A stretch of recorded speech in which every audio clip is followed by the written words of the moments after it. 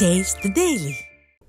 அதிமுக உட்கட்சி விவகாரம் குறித்து விசாரணை நடத்தும் அதிகாரம் தங்களுக்கு இல்லை என்பதை ஒத்துக்கொண்டுள்ள தேர்தல் ஆணையம் நிலுவையில் உள்ள மூல வழக்கின் தீர்ப்பு அடிப்படையிலேயே தங்களது முடிவு இருக்கும் என்றும் நீதிமன்றத்தில் தெரிவித்துள்ளதாக முன்னாள் அமைச்சர் சி.வி. சண்முகம் தெரிவித்துள்ளார். ஒரு சங்கத்தையோ ஒரு கட்சியோ ஆரம்பித்தால் அந்த கட்சியினுடைய சட்டத்திட்டங்கள் அனைத்தையும் தேர்தல் ஆணையத்தில் பதிவு செய்ய வேண்டும். பதிவு செய்கின்ற போது அந்த தேர்தல் ஆணையம் அது முறையாக சட்டத்துக்கு உட்பட்டு இந்திய அரசியலமைப்பு சட்டத்துக்கு உட்பட்டு இருக்கிறதா என்பதை பார்த்து முடிவெடுத்து சொல்லுகிற அதிகாரம் தேர்தல் ஆணையத்துக்கு உண்டு. அது 29A பிரிவு 1லிருந்து 8 வரைக்கும் சொல்லுகிறது. ஒரு கட்சியை அங்கீகரிப்பது எப்படி, எந்த விதியின்படி எந்த பதிவு செய்ய வேண்டும் என்பதை 29A 1லிருந்து 8 பிரிவு வரையும் சொல்லுகிறது. இன்னொன்று அதிகாரம் 29A 9 என்ன சொல்லுகிறது?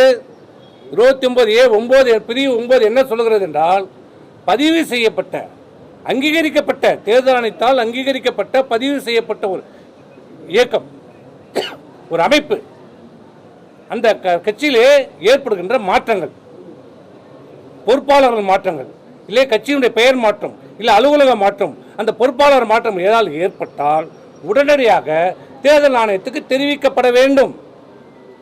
தெளிவாக புரிஞ்சுங்க. அந்த அங்கீகரிக்கப்பட்ட தேர்தல் ஆணையத்தால் அங்கீகரிக்கப்பட்ட பதிவு செய்யப்பட்ட ஒரு இயக்கத்தில் ஏதாவது மாற்றங்கள் ஏற்பட்டால், பெயர் மாற்றமோ அலுவலக மாற்றமோ பொறுப்பாளர்கள் மாற்றமோ சட்டத்திட்டங்கள் ஏதாவது விதிகளில் மாற்றம் ஏற்பட்டால் அந்த மாற்றத்தை உடனடியாக தேர்தல் ஆணையத்துக்கு தெரியப்படுத்தப்பட வேண்டும். அப்படி தெரியப்படுத்தப்பட்ட அந்த மாற்றங்களையும் விதிமுறைகளையும் திருத்தப்பட்ட விதிமுறைகள் எதுவாக இருந்தால் அதை பதிவு செய்ய வேண்டிய மட்டும்தான் தேர்தல் ஆணையத்துடைய வேலை. ஒன்லி மினிஸ்ட்ரியல் ஆக்ட், குமஸ்தா வேலை. நான் கொடுத்தா எடுத்துக்கணும். அது சரியா தவறா, முறையா இருக்குதா முறையாதா, அதை பார்க்கிற அதிகாரம் தேர்தல் ஆணையத்திற்கு இல்லை. அந்த மாற்றங்களிலோ சட்டத்திட்டங்களிலோ ஏதாவது மாற்றங்கள் வந்தால், குறைகள் இருந்தால், அதன் மீது உங்களுக்கு ஆட்சேபம் இருந்தால் அதன் மேல் விசாரிக்கிற ஒரே அதிகாரம் யாருக்கு என்றால் நீதிமன்றத்துக்கு மட்டும்தான். இது ஒன்று. இரண்டாவது அதிகாரம் தேர்தல் ஆணையத்திற்கு இருப்பது பேரா 15.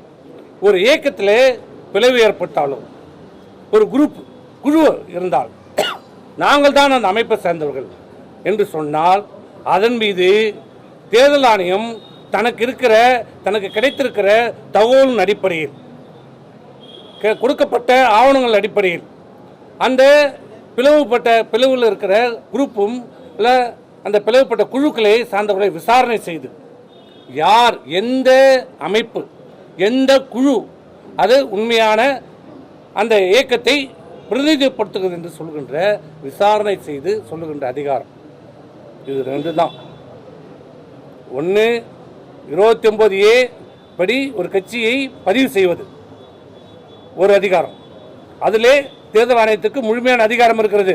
விசாரணை செய்யலாம், சரியா பண்ணியிருக்கிறாங்களா இல்லையா, சட்டத்துக்கு உட்பட்டு இருக்கிறதா என்கிற அதிகாரம் முழுமையான குவாசி ஜுடிஷியல் பவர் தேர்தல் ஆணையத்திற்கு இருக்கிறது. இரண்டாவது, பதிவு செய்யப்பட்ட அந்த இயக்கத்தில் அதே விதி 29A பிரிவு 9 படி ஏதாவது மாற்றங்கள் அந்த இயக்கத்தில் மாற்றங்கள் ஏற்பட்டிருந்தால் அந்த மாற்றங்களை தேர்தல் ஆணையத்துக்கு உடனடியாக தெரிவிக்கப்பட வேண்டும். தெரிவிக்கப்பட்ட அந்த தகவலை பதிவு செய்து கொள்கின்ற மினிஸ்ட்ரியல் ஆக்ட் குமஸ்தா வேலை மட்டும்தான் தேர்தல் ஆணையத்திற்கு.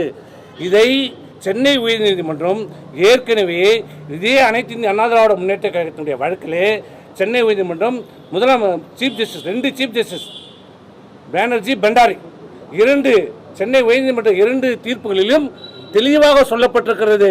தேர்தல் ஆணையத்திற்கு அந்த இயக்கத்தில் ஏற்படுகிற மாற்றங்கள் திருத்தங்களை பதிவு செய்கிற வெறும் மினிஸ்ட்ரியல் ஆக்ட் மட்டும்தான் தேர்தல் ஆணையத்தில்.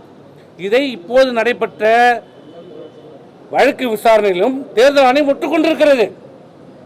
எங்களுக்கு உள்கட்சி விஷயங்களிலே தலையிடுவதற்கு எங்களுக்கு அதிகாரம் இல்லை என்பதை தேர்தல் ஆணையம் வழக்கு விசாரணை போது தெளிவாக ஒத்துக்கொண்டு விட்டது.